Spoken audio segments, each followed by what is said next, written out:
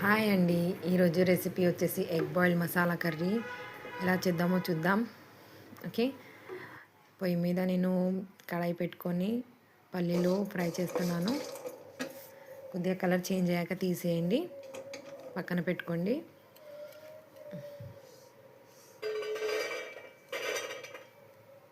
కొబ్బరి కుడకాయ చూడండి, చిన్న చిన్న పీసెస్ కోసుకొని పెట్టుకున్నాను. కొద్దిగా కలర్ చేంజ్ అయ్యే వరకు ఫ్రై చేయండి, త్వరగా అయిపోతుంది ఇది.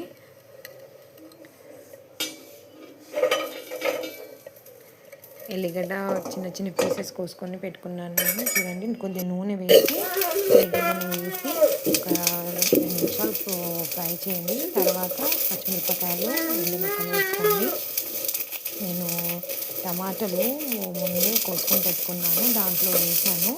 అది ఫ్రై చేయాలి, చాలా బాగుంటుంది కర్రీ, సూపర్ అవుతుంది టమాటా వేస్తే. చూడండి, నేను నా గ్రైండర్ కూడా అయిపోయింది ఫాస్ట్. నేను పొయ్యి మీద కుక్కర్ పెట్టేశాను. నూనె వేసి రెడీ ఉంది ఆల్రెడీ. బిర్యానీ ఆకు వేసి అల్లం వెల్లిగడ్డ పేస్ట్ నూనెలో ఫ్రై చేయండి 1 నిమిషము. చాలా బాగా అవుతుంది, టేస్ట్ సూపర్ ఉంటుంది. నేను గ్రైండర్ చేసుకున్న నా గ్రేవీ వచ్చేసి దాంట్లో వేస్తున్నాను. మసాలా కర్రీ ఎప్పుడైనా తక్కువ ఫ్లేమ్లోనే చేయాలి, చాలా బాగుంటుంది. తగినంత ఉప్పు వేసుకోండి, పసుపు, కారం వచ్చేసి నేను మసాలాల కర్రీలో ఎక్కువ వేస్తాను, ఎందుకంటే అది చాలా బాగా రుచికరంగా ఉంటుంది. మీరు తక్కువ తింటే తక్కువ వేసుకోండి, నో ప్రాబ్లం. మొత్తం మసాలాలో కారం కలిసేలా కలుపుకోండి. ఎంత బాగా కలిసిపోయిందో, నూనెలో ఎంత బాగా కలిసిపోయింది. తర్వాత నీళ్ళు వేసాను, కొద్దిగా పెరుగు, కొత్తిమీర వేసాను కొద్దిగా.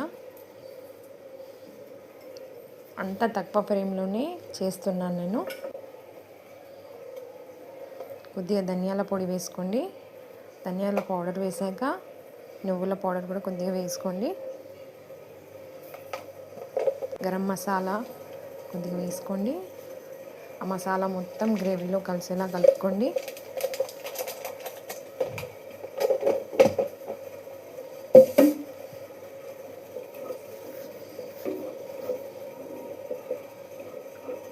అంతా కలిసినాక నేను పొయ్యి మీద ఆల్రెడీ కడాయి వేసుకొని రెడీ చేసుకొని పెట్టుకున్నాను. కొద్దిగా నూనె, కారం వేసి ఎగ్కి కొద్దిగా ఒక 50 సెకండ్స్ ఫ్రై చేస్తాను, కలర్ చేంజ్ అయ్యేలా.